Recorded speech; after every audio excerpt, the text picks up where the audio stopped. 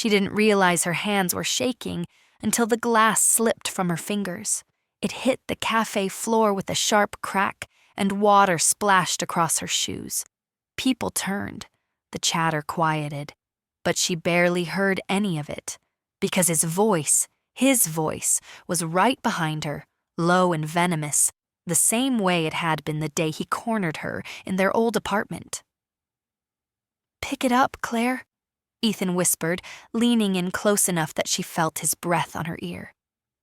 "Unless you want me to start talking, I've got secrets you really don't want out." Her stomach dropped. Not here, not now, not again. Claire didn't turn. She couldn't. Her fingers curled tightly around the tablecloth as she stared down at the shattered glass, trying to steady her breathing. She had come to this cafe to finalize the last of the paperwork for her new job, hoping today would be a step forward, a clean break, a sign that she was finally rebuilding her life. But Ethan always knew where to find her. Always. "I asked you something," he murmured, his tone cold enough to raise goosebumps on her arms.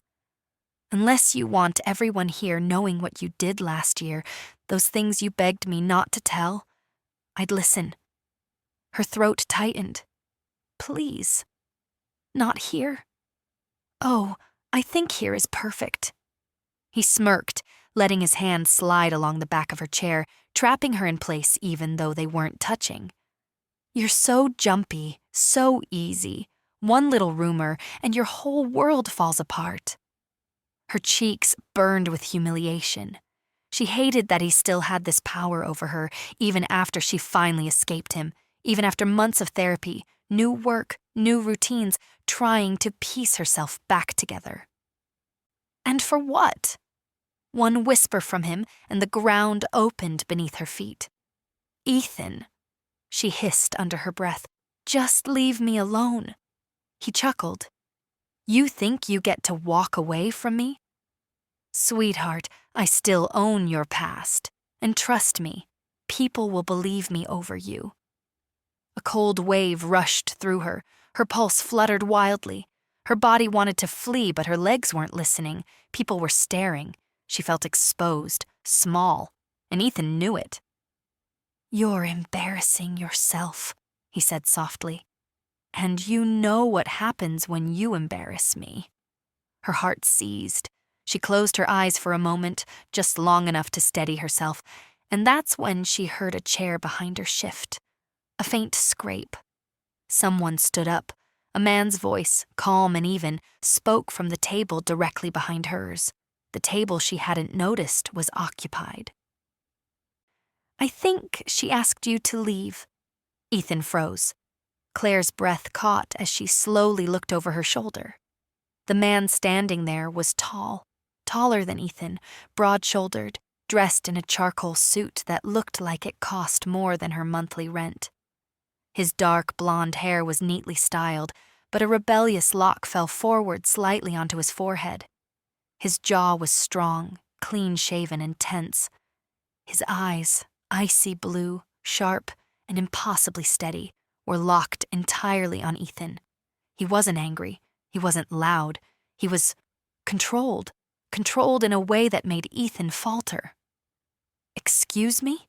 Ethan sneered, trying to recover. "This isn't your business." The stranger didn't move, didn't blink. "It became my business the moment you started threatening her." Ethan laughed, but there was a nervous edge to it. "You don't know what you're talking about." "I know enough," the man replied. His voice wasn't harsh, but there was something underneath it, a note that sent a faint chill crawling up Claire's spine.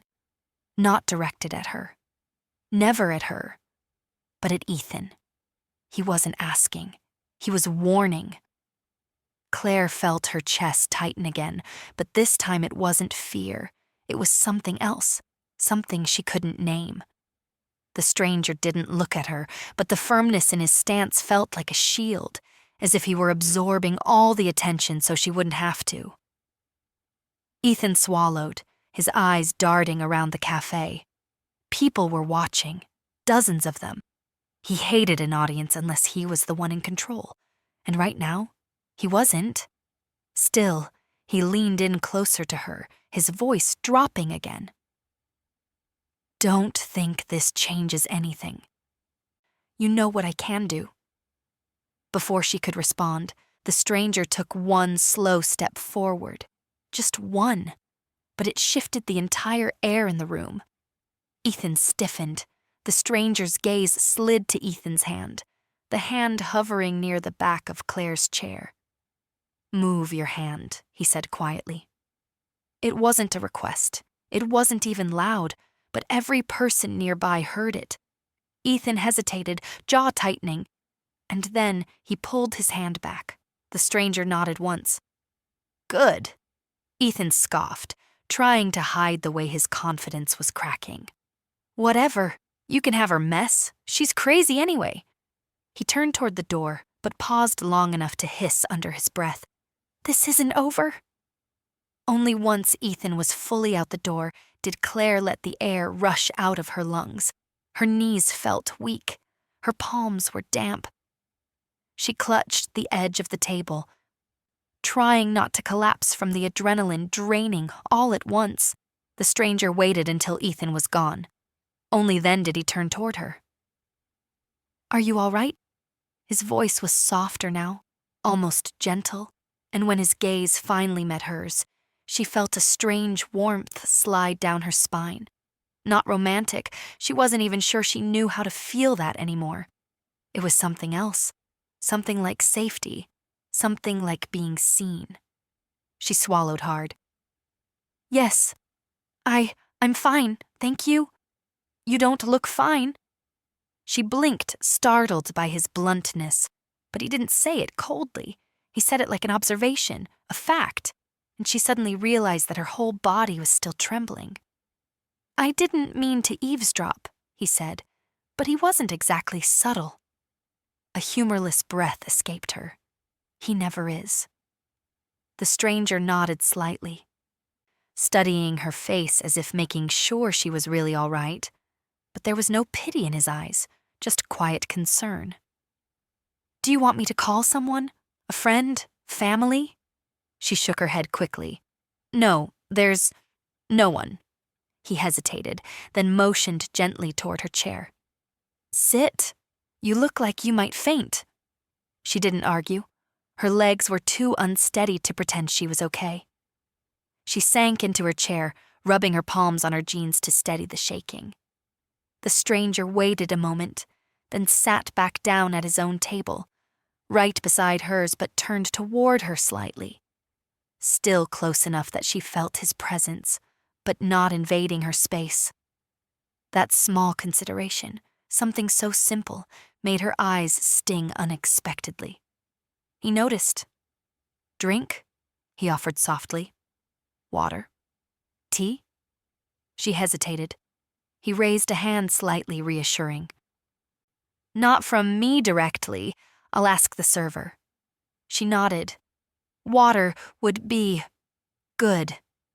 He flagged down a waitress with a quiet gesture and ordered her a water. When he handed the menu back, Claire caught the subtle glimpse of a luxury watch peeking from under his sleeve. Expensive, heavy, the kind you don't see often. He didn't seem like the kind of man who frequented small corner cafes. When his eyes met hers again, he studied her with a depth that made her feel stripped bare but not judged. You shouldn't have to deal with something like that alone, he said. She looked down, trying to stop her voice from shaking. I don't have a choice. There's always a choice. Not for me. He didn't argue. Not in the way people usually did. Instead, he leaned back in his chair slightly, his gaze never leaving hers. What's your name? He asked. Claire? He nodded. I'm Marcus. The name fit him somehow. Steady, grounded, quietly powerful. She exhaled shakily. Thank you, Marcus. I didn't expect anyone to step in. You didn't have to expect it, he said gently. You deserved it. Her throat tightened again, but for a different reason. No one had said something like that to her in years. For a moment, she didn't know what to do with it. When her water arrived, she took a slow sip. Her hands still trembled, but less now. Her breathing steadied. She felt more present, more anchored. And Marcus watched every slow breath she took, as if making sure she wouldn't fall apart again. After a long silence, she finally whispered, "He wasn't always like that. Ethan, I mean. He used to be sweet, charming, too charming, and then things changed." Marcus didn't press her. He just waited. And she found herself continuing, words slipping out as though they'd been trapped under her ribs for years.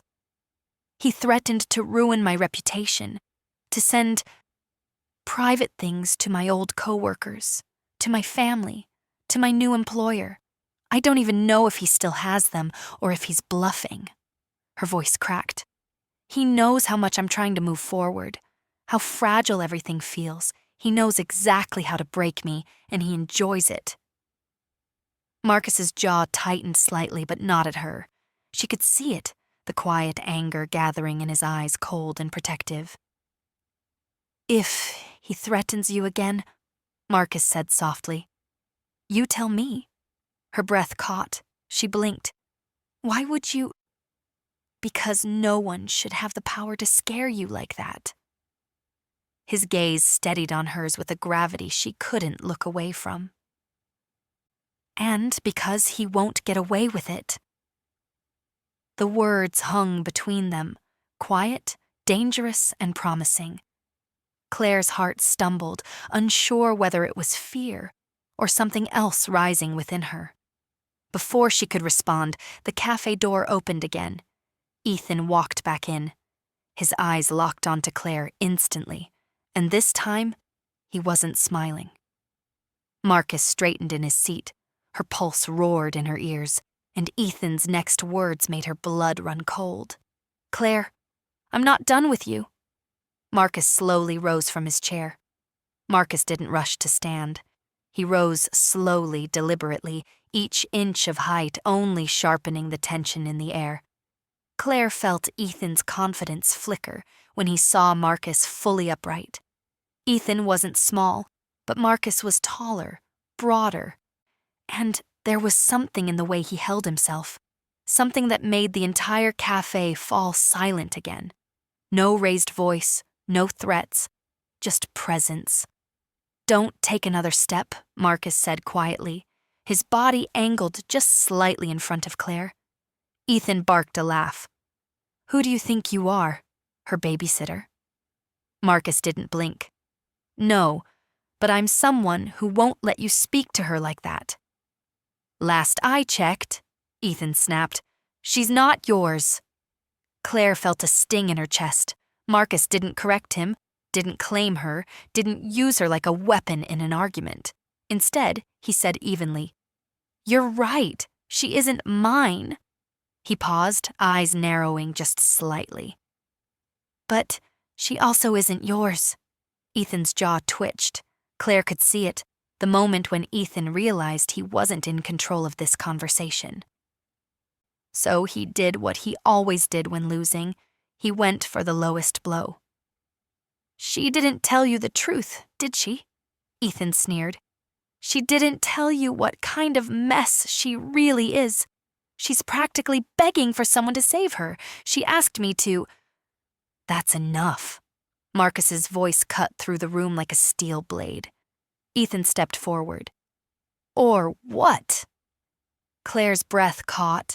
Her heart hammered painfully. She didn't want to fight. She didn't want violence. She didn't want to be the reason two men clashed in public. Her body felt frozen between panic and the urge to run. But Marcus didn't move toward Ethan. He simply said, "You take one more step, and I call the police." Ethan's lip curled. "You wouldn't." "I already have your threats recorded," Marcus said calmly. "Your voice carries. And you've been harassing a woman who clearly told you to leave her alone." He tapped the sleek phone in his hand. "One call. They'll be here in 5 minutes." Ethan hesitated, His eyes darted to the watching customers, most of whom had their phones out, recording, witnesses, proof. His composure cracked. "You think you've won something," Ethan muttered, glaring at Claire. "This isn't over. I swear, Claire, you'll regret making me look like the bad guy." He pointed at her, low and threatening. "You know exactly what I have. You know what I can send." Claire's stomach twisted so violently she felt sick. Marcus took a step closer, only one, but Ethan instantly backed away. "Touch her life again," Marcus said softly, "and you'll deal with me." Ethan opened his mouth, then shut it again, anger warring against caution.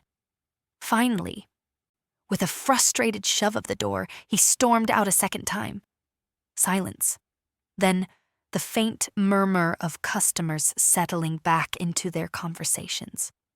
Claire felt her entire body sag. Her breaths came fast, too fast. The pressure in her chest pushed upward until her vision blurred. Panic was crawling in, late, but fierce.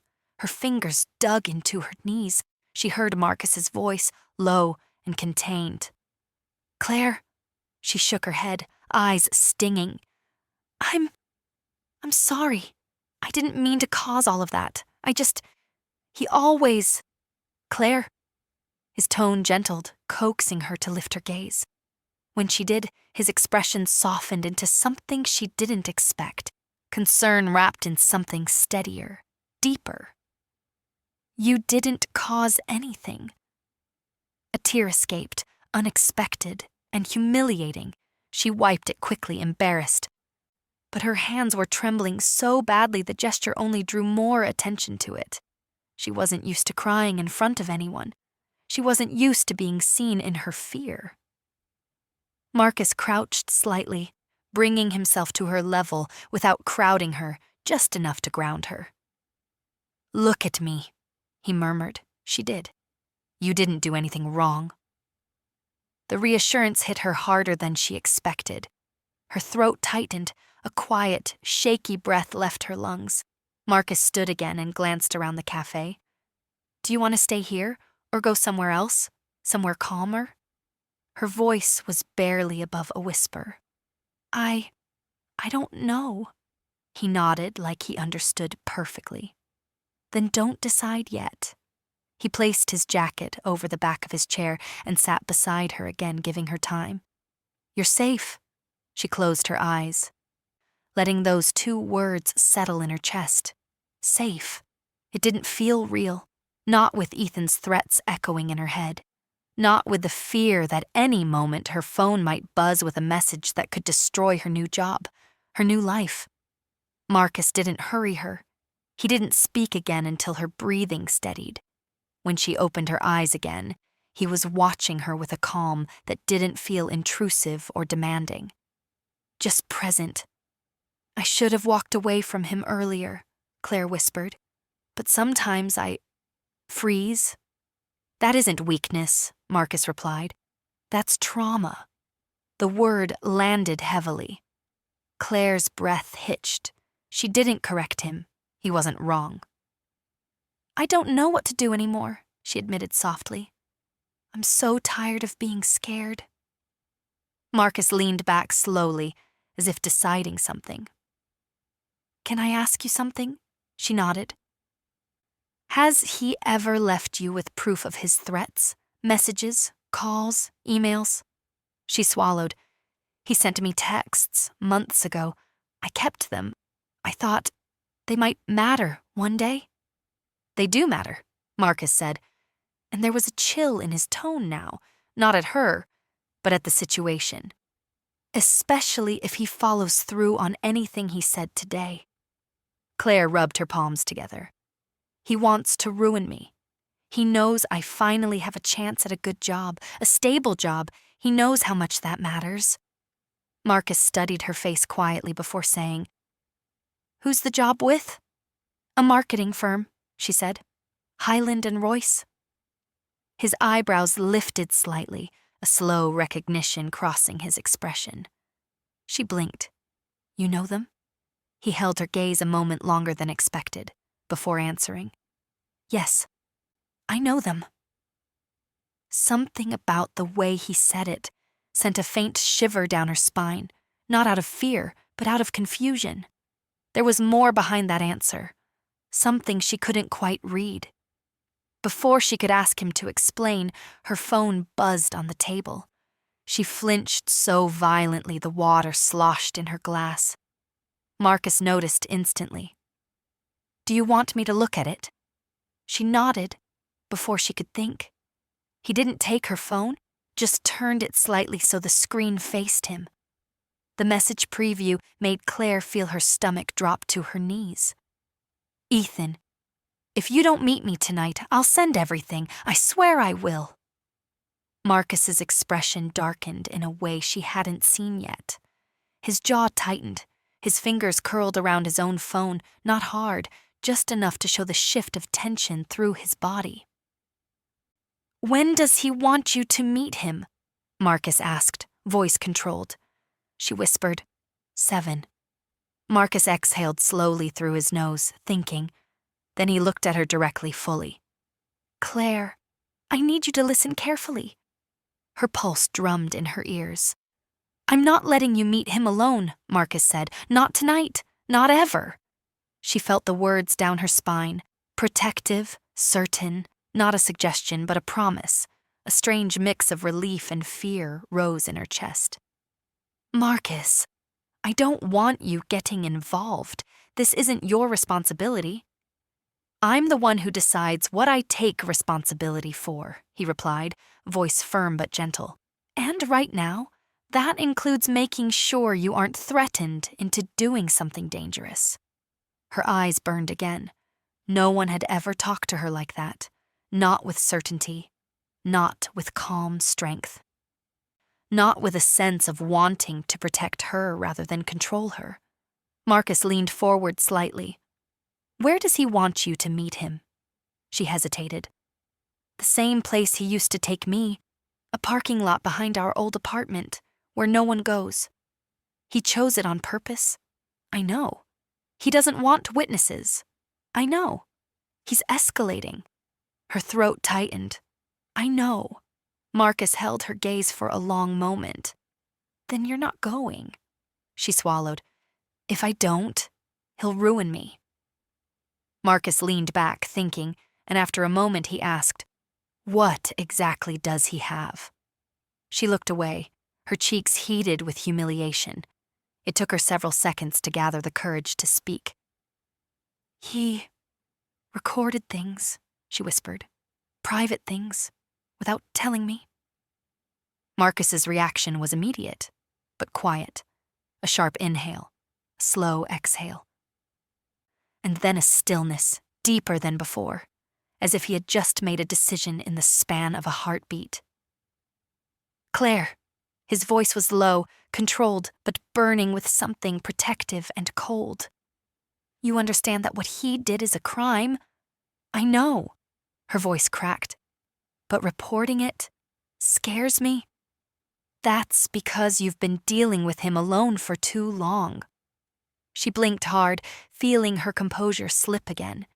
She didn't want to cry in front of this man who had already seen her at her weakest. But something inside her felt like it was unraveling, fear that she had held together with string and willpower finally loosening. Marcus reached out, slowly, giving her time to pull away. She didn't.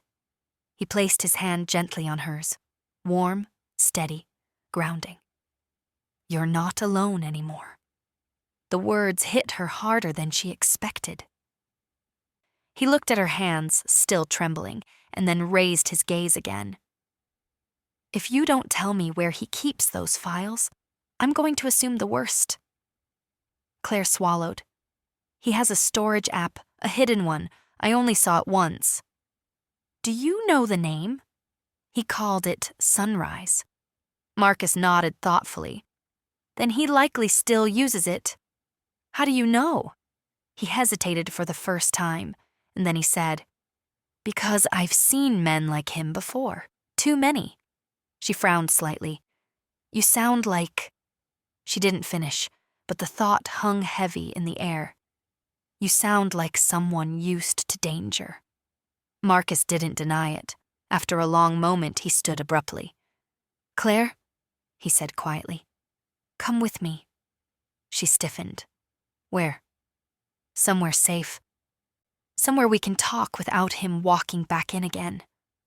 She hesitated, but when she looked into his eyes, she felt no danger there, only stability, only purpose, only an undeniable sense that if she followed him, she wouldn't regret it. She slowly stood, picking up her bag. Okay. Marcus placed a light hand at her back, not touching, just guiding, and led her toward the exit. He didn't rush. He didn't push. He created space for her to breathe. Outside, the cool air hit her cheeks, and she felt the last remnants of trembling begin to fade. Where are we going? She asked softly. Marcus glanced at her, his expression unreadable. To my office, he said. It's nearby. Secure. You won't be seen. Her heart skipped. Your office? He nodded. Yes? She hesitated. What do you do? Marcus opened the passenger door of a sleek black car, one she hadn't realized belonged to him, his eyes meeting hers with a weight that sent a shiver through her. I'm the CEO of Highland & Royce, he said quietly. The company you're about to start working for. Her breath caught. She froze. Everything around her went silent. Her future employer, the man who witnessed everything, the man who stepped in, the man now promising to protect her. Marcus held the car door open, his gaze steady. Please get in, Claire. You're safe with me, I promise. Claire's breath refused to steady as she stared at Marcus, unable to process the revelation fast enough. CEO, her new employer, the man who witnessed her at her most humiliated, her most terrified, her most exposed, and, instead of turning away, he was holding the car door open for her as if inviting her into safety itself. Marcus, she whispered, her hand frozen in midair. Why didn't you tell me earlier? His voice was quiet but steady. Because when you were in danger, the last thing you needed was to worry about impressing your boss. Her heart thudded hard, once, against her ribs. She searched his eyes for anything, judgment, pity, hesitation. Instead, she saw something she never expected. Respect. He waited, never pressuring her. The evening breeze lifted a strand of her hair and brushed it across her cheek, and Marcus's fingers twitched slightly as if he wanted to tuck it behind her ear but held himself back. Claire, he said gently, please get in the car. The words weren't commanding. They weren't controlling. They were careful, growing warmer, more personal. She swallowed, the last of her fear trembling through her, and finally stepped inside. The moment the door clicked shut, she felt the world soften a little. Marcus walked around to the driver's side, calm and composed, but she could see it, a hint of tension in the line of his shoulders. Not anger at her, anger for her. He sat beside her, started the car, and pulled away from the cafe with smooth, practiced ease. The city lights blurred past, but inside the car, everything felt strangely still. After a moment, he spoke. You didn't deserve any of what he did to you. The softness in his voice scraped against something raw inside her. She stared at her hands. People always say that, but it doesn't change the fact that I let it go on for so long. Marcus's grip tightened on the wheel. That wasn't weakness. That was survival. You did what you needed to do to get through each day, and you left when you were strong enough. She blinked hard, her throat thickening. He glanced at her, a brief, quiet look that felt like a hand touching her heart. You're stronger than you think, he said. The unexpected warmth behind those words made her chest ache. They drove in silence for a few minutes, the hum of the engine the only sound. Claire tried to calm her nerves, but the weight of Ethan's threat still pressed on her lungs. Marcus must have sensed it because he said suddenly, "He can't destroy you. Not with me here." Her breath hitched. "Marcus, I don't want to drag you into this." He looked at her again, this time for longer, his eyes burning with intent she couldn't decipher. "You didn't drag me into anything," he said. "I stepped in because I wanted to." That admission sent another shiver through her. They pulled into an underground parking area, sleek, secure, guarded, the kind of place only high-level executives would use. Claire felt a strange mix of awe and uncertainty tighten her chest. Marcus parked, turned off the engine, and stepped out to open her door for her. Her heart fluttered, embarrassing and warm. Inside the elevator, the small enclosure made everything more intense. The quiet hum, the soft lighting, the way Marcus stood slightly in front of her, not blocking her but shielding her. His presence filled the space with a calm strength that made her realize just how tightly she'd been holding herself together for months. As they ascended, he finally asked, "Has he ever hit you?" She inhaled sharply. Marcus looked down at her, waiting. Claire spoke slowly, afraid of her own answer. "Only once, and I left the next week." The muscle in his jaw flexed, the only visible sign of fury. "Good," Marcus said quietly. "You deserved better the moment you took your first breath." Her lips parted. No one had ever said something like that to her, not with such certainty, such simplicity. The elevator chimed softly. Marcus stepped out first, then waited as she followed. His office was more like a private loft overlooking the city. Warm lighting, floor-to-ceiling windows, dark wood, and a quiet luxury that wasn't cold or corporate. It felt like him. Organized, steady, controlled, but undeniably warm under the surface. He motioned toward the soft leather couch near the window. "Sit. I'll grab you some water." Claire obeyed, sinking into the cushions as exhaustion washed over her. Her body felt like it had been trembling for hours. When Marcus returned and handed her the glass, she whispered, "Thank you for all of this. You didn't have to do any of it." His eyes softened. "I know, but I wanted to." She looked up at him, and for the first time she noticed something she had been too frightened to notice earlier. How handsome he truly was. Not in the polished, model-like way Ethan pretended to be, but in a grounded, quietly commanding way. The kind of man who didn't need to raise his voice to take control of a room. The kind of man who made her feel seen without feeling judged. "Marcus?" she began, but the words tangled in her throat. He sat beside her, leaving a respectful distance, but close enough that she felt the warmth radiating from him. "What does he have on you exactly?" he asked gently. Her breath faltered. "Private videos, pictures, moments I didn't know he was recording. I found out too late." Marcus exhaled slowly, his eyes darkening. "Then he committed a crime." "I know." Her voice cracked. "But he said if I reported him, he'd make sure everyone at my new job saw everything." Marcus's expression sharpened, like a man making calculations behind steel blue eyes. "He chose that threat on purpose," he murmured, "because he knew how much this job means to you, because he wanted to keep you scared." Her chest trembled. "Yes." Marcus leaned back slightly, thinking. The intensity in his gaze almost scared her. Not because it was threatening, but because it was focused, like he had already begun building a plan to protect her. "Claire," he said quietly, "you're starting work in my company. No one is going to ruin that for you." Her lips parted in shock. "But if he sends anything—" "He won't," Marcus said, his voice dropping low and resolute. "I'll make sure of it." A soft, shaky breath left her, relief mixed with disbelief. No one had ever stepped between her and danger before.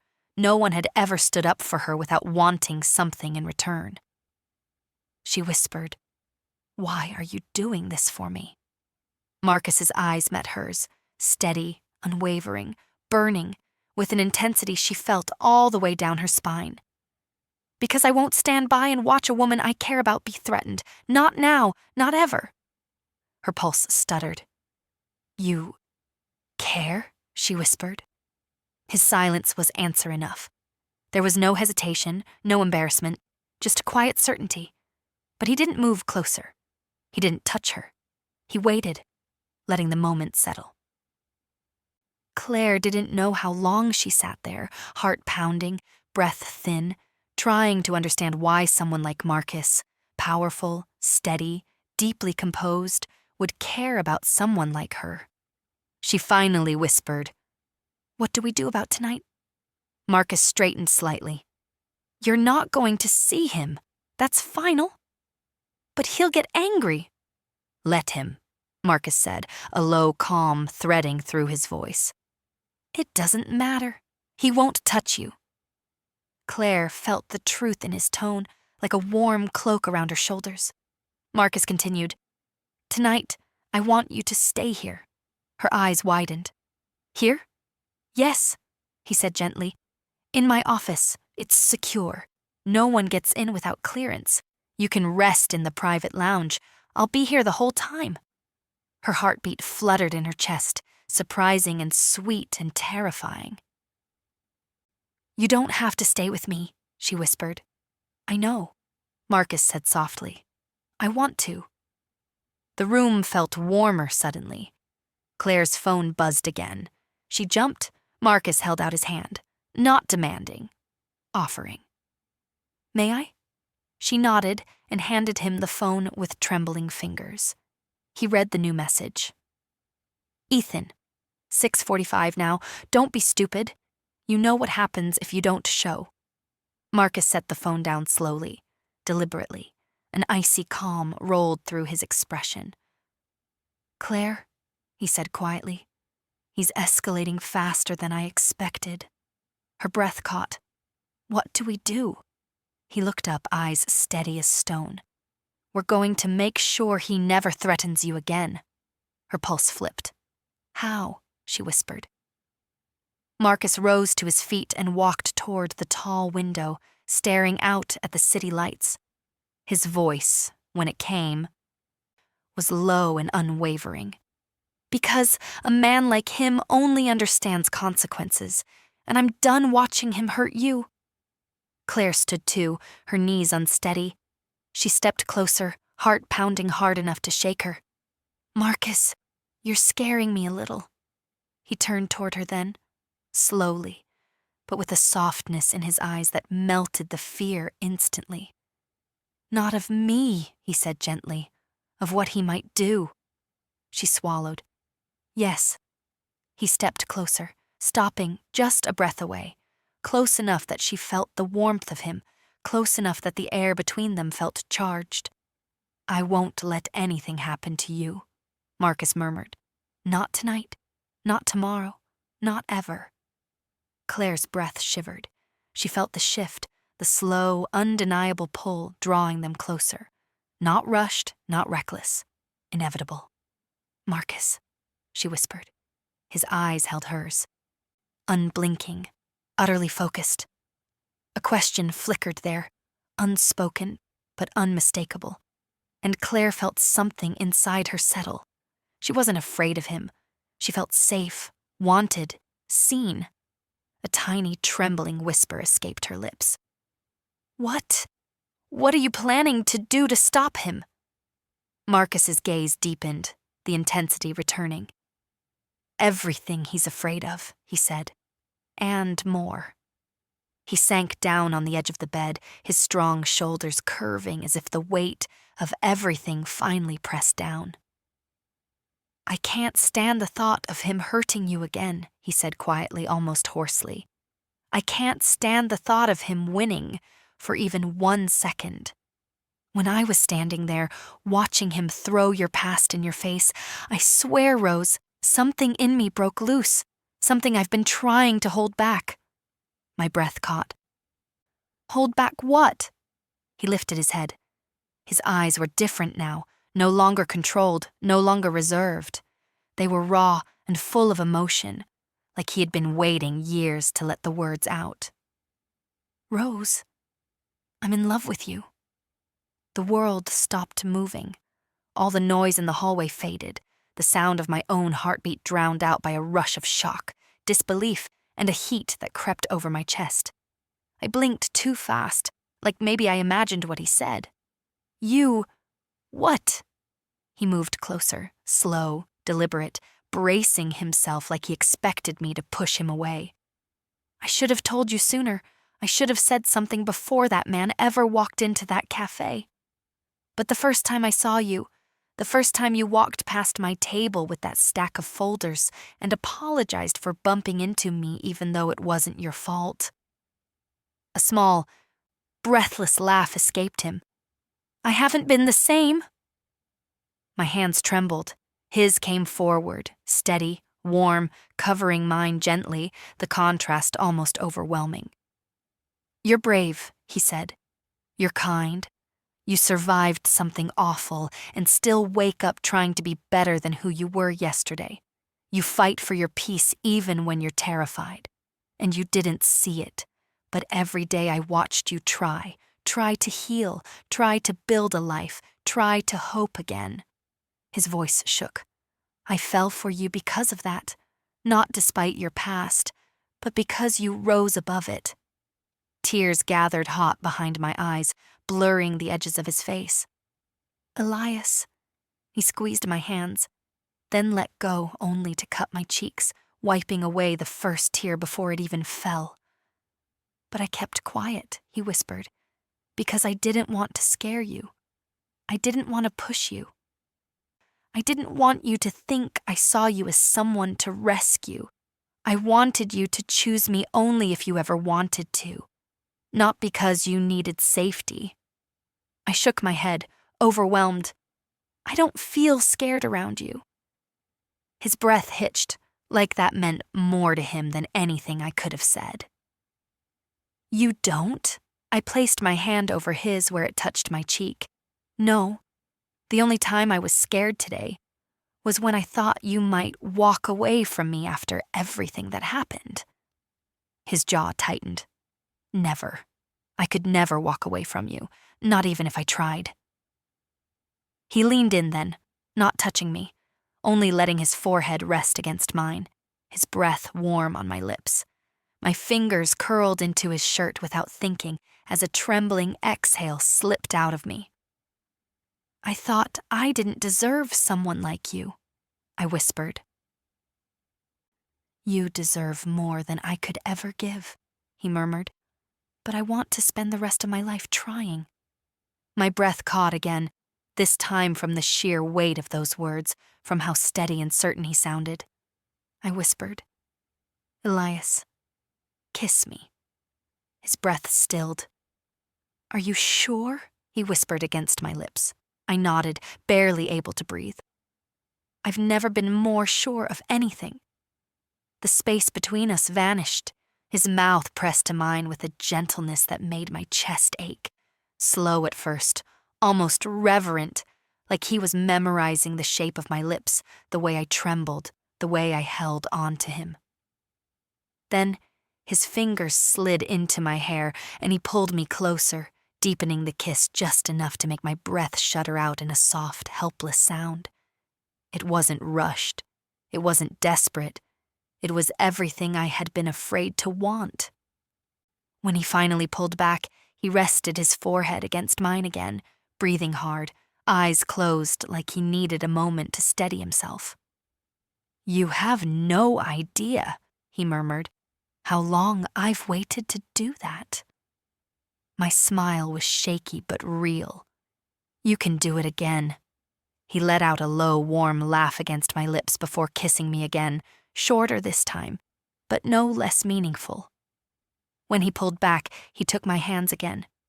"Rose, listen to me. No matter what comes next, the legal process, the noise, the aftermath, I'm not letting you face a single moment alone. I don't care how messy it gets. I don't care how loud the world is. You're not doing any of it without me." My eyes stung again. "I don't want to do it without you." He kissed the back of my hands one by one, slow and deliberate. "Then we'll face it together." There was a knock on the door. My body tensed instantly, but Elias placed his hand on my back. "It's just Mason," he said, raising his voice slightly. "Come in." His security chief stepped inside. "Sir, I spoke to the officers. They'll be ready to take her statement when she's comfortable. The video footage is set aside, and they said, based on her emergency report and what they saw, it's a solid case." A wave of relief washed over me. Elias nodded. "Good. Thank you." Mason gave me a kind, understanding look, so different from the harshness I expected from men in that line of work. "You're safe now. John won't reach you again." Elias tightened his arm around me just a bit. "Not ever." After Mason stepped out, Elias looked back at me. "I know this is a lot, but you're not alone, and you never will be again." I leaned into him, really leaned, letting myself rest against him for the first time without guilt or fear. His hand slid around my waist, drawing me closer until my ear rested over his heartbeat. It was steady, strong, certain. Hours passed with officers, paperwork, and questions, but Elias stayed beside me through every minute, answering what he could, guiding me when my voice shook, squeezing my hand when I needed grounding. By the time we finally stepped outside, the sun had set, the breeze was cool, and the parking lot lights cast a soft glow over the pavement. I glanced up at him. "Thank you for everything today." He brushed a piece of hair from my face. "You don't have to thank me. I told you, I'm not going anywhere." The vulnerability of the day had stripped away every wall between us. I swallowed hard, gathering my courage. "Elias," I hesitated. His brows softened. "Yes? Would you come home with me tonight?" His breath caught. "Only if you're sure." "I am," I whispered. "I don't want to be alone, and I want you there." He lifted my hand to his lips and kissed my knuckles, slow and warm. "Then I'm yours for as long as you'll have me." My heart fluttered, and he must have seen something soft in my expression, because he pulled me into his arms again. "Rose, one day, when you're ready, I want to ask you something important, something permanent." His lips brushed the top of my head. "But not tonight. Tonight, I just want to take you home and hold you until the sun comes up." Warmth spread through me. Not fear, not shame, not doubt. Warmth, safety, hope, and something that finally felt like a future. I pulled back just enough to look at him properly. "I think I'm already ready for whatever you want to ask me." He went still, completely still. Then a slow smile curved his lips, soft and beautiful and full of emotion. "Then tomorrow," he murmured, "I'll ask." I smiled too, because for the first time in years, the tomorrow I pictured wasn't something to fear. It was something to look forward to. Elias took my hand, interlacing our fingers as he led me toward his car, and I realized something I had never believed I would feel again. I wasn't broken. I wasn't ruined. I wasn't alone. I was wanted, protected, cherished. And as we drove away from the hospital and toward my home, his hand never leaving mine, I knew with absolute certainty this was only the beginning.